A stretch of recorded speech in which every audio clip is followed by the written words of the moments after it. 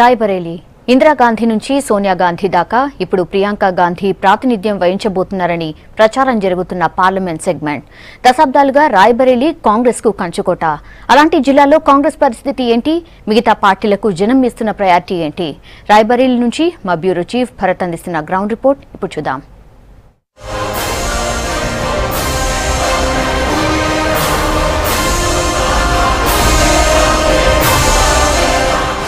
इस चुनाव में मुद्दा तो जो मैडम सोनिया गांधी ने अपने 10 साल और 15 साल के 99 से जो 2009 की सरकार से जो यहाँ पे कल कारखाने शुरू कराए, जो विकास कराए, उनमें धीमी गति आ गई, उनमें गति पकड़े.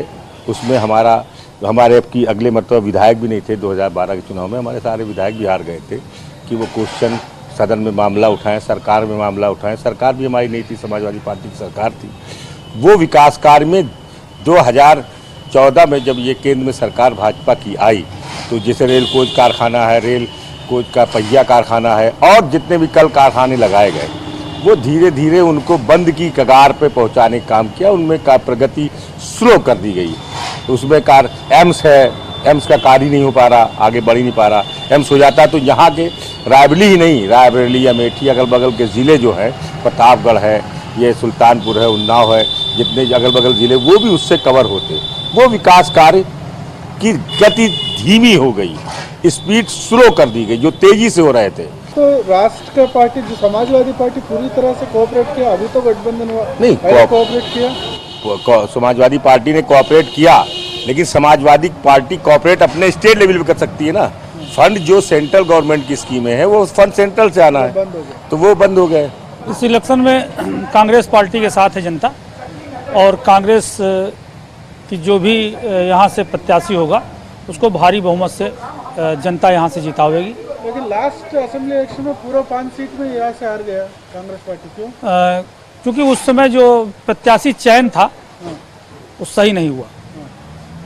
अब की बार जो प्रियंका जी चयन कर रही हैं बहुत ही मंथन करने के बाद और सबसे अपने वर्कर से भी सलाह लेने के बाद कर रही हैं.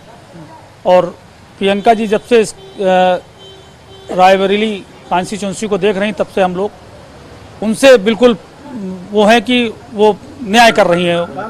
इस चुनाव में देखिए 2-3 मुद्दे हैं हमारे. एक तो हमारी नेता माननीय सोनिया गांधी जी विकास का काम करती हैं, क्षेत्र की जनता के लिए काम करती हैं, उनके सुख दुख में शामिल रहती हैं.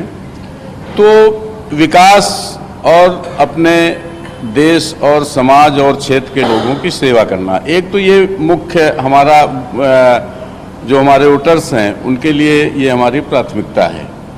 दूसरी चीज़, जो भी जनता नोटबंदी के तकलीफ़ों से काफ़ी कुछ झेला उसने, जैसे दैवीय आपदा वगैरह होती हैं, लेकिन ये सरकार की आपदा रही है. सरकार ने एक ऐसी आपदा पैदा कर दिया जिसमें ढेर सारे लोग शहीद हो गए. तो ये नोटबंदी गलत थी, ये भी हमारा एक मुद्दा होगा. तीसरा हमारा मुद्दा होगा, माननीय राहुल गांधी जी ने देश को एक नारा दिया है देश के लोगों के लिए, प्रदेश के लोगों के लिए, मतदाताओं के लिए, कि किसानों के लिए, मजदूरों के लिए, कि अगर हमारी सरकार आएगी तो हम कर्जा माफ़ कर देंगे, जो भी कर्जा होगा माफ़ करेंगे, किसानों का, मजदूरों का. दूसरा, बिजली का बिल हाफ करेंगे, जो बिजली का बिल आता है उसको आधा कर देंगे. तीसरा, जो किसानों को उनके खाद्य पदार्थों का मूल्य मिलना चाहिए, उचित मूल्य, उस मूल्य को हम दिलाएंगे. 3 मुद्दे हैं. माननीय राहुल गांधी जी जो हमारे राष्ट्रीय उपाध्यक्ष, सोनिया जी का लीडरशिप में 2004 से 14 में बहुत डेवलप हो गया. बहुत डेवलप हुआ. कौन सी यहाँ पे जैसे 4-4, 5-5 नेशनल हाईवे हुए, 4 लेन हुई, रिंग रोड बन रही है.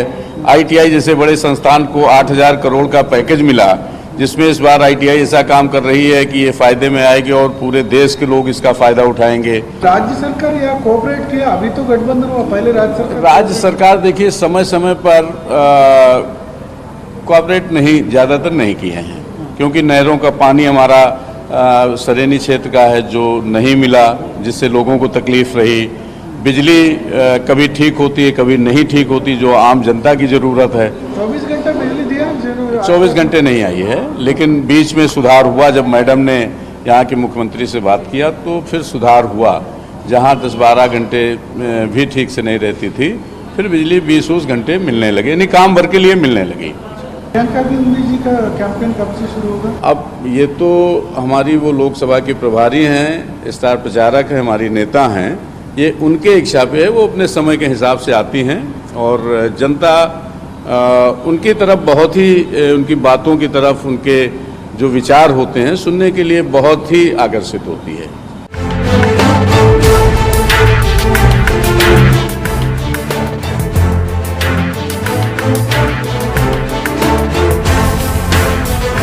सीट तो हम यहाँ नहीं जीत पाए थे 12 में, मगर अब की बार जो है उसमें तमाम जो भी कारण रहे हों तो उस बार तो हम नहीं जीत पाए, मगर इस बार जो है हम जीतने जा रहे हैं और माननीय बहन जी प्रदेश में पूर्ण बहुमत की सरकार बनाने जा रही हैं और 5वीं बार इस प्रदेश की मुख्यमंत्री बनने जा देख रहे हैं इस बार? जी हाँ, बहन जी से बहुत प्रभावित हैं और यहाँ की पब्लिक, यहाँ क्या पूरे प्रदेश की पब्लिक जो है अब की बार माननीय बहन जी को ही मुख्यमंत्री के रूप में देखना चाहती है।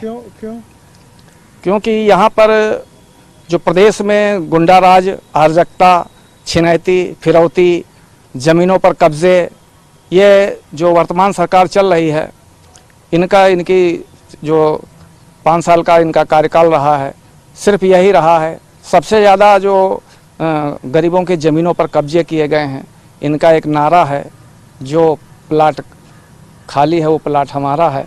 यहाँ सोनिया जी कुछ नहीं किया रायबरेली के लिए? तो सोनिया जी असल में कुछ जाति विशेष के लोगों को ही टिकट देती हैं और वो लोग यहाँ से हार जा रहे हैं।